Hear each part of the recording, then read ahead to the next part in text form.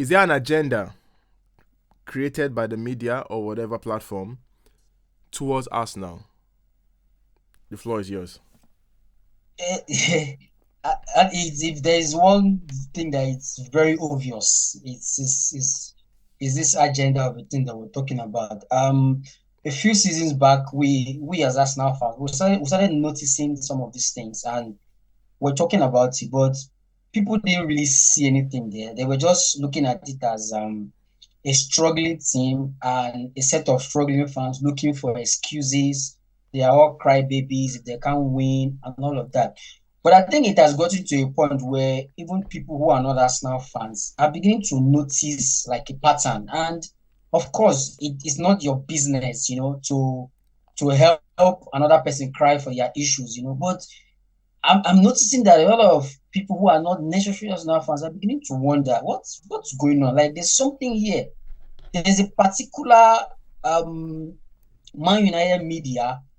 This guy talks about Man United very, very well. But of recent, he's been boldly saying it. He's been looking at it like, what is it about Arsenal that the media always turn narratives? Like they always create narratives and put up an agenda to sell things in a certain way. What Club A does, and this will praise them, once Arsenal does that same thing, it becomes a different thing. I remember Michael Richards saying once that why is it that whenever it's Arsenal, everyone seems to lump in? It's something different. Yeah. Today, a lot of these guys are praising Granit Xhaka. Oh, he's a leader. What he's doing. Oh, Yeah. But this same guy, Was when he doing the was at same thing Arsenal, at Arsenal. was Sure. an enemy to the media, despite Yeah. all the things he was doing. Yeah. So it's so good. Every single thing. Listen, I'm an Arsenal fan, like I said, and I have my own issues with my coach, Mikel Arteta. When he does well, I'll praise him. But there are things he does that I'm not in agreement with. I call him out and I say, oh, no, no, no, no. I don't agree with your lineup. I don't agree with your decision. I can call him out. But then there is a certain agenda against this guy that I can't just wrap my head around. Like, what the hell is going on with this guy? A media house, a mainstream media will sit down and call a manager a lunatic just because he's, trying to move around, dish out He's instructions. That's connecting to the game, basically. that's Mhm. normal.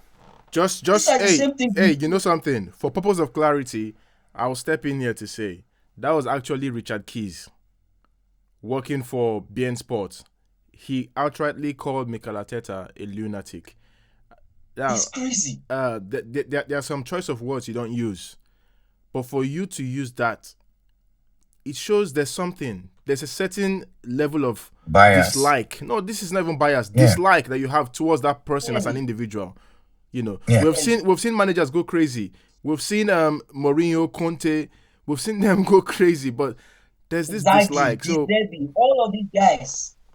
We've All of seen these guys. I mean, we've seen this Pep is the most talking to an annoying empty part in chair. this thing.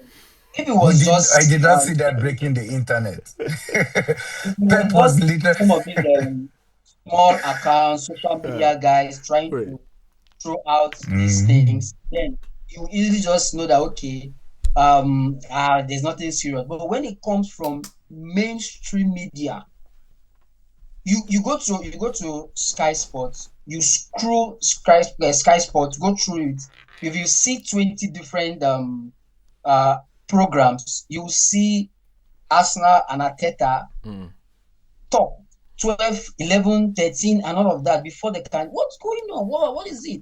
So it's crazy. It's something that a lot of people need to talk about. Let's see if there's any way we can fight against things like this and just get it out of football. Let's enjoy the game that we have all okay. fallen in love with.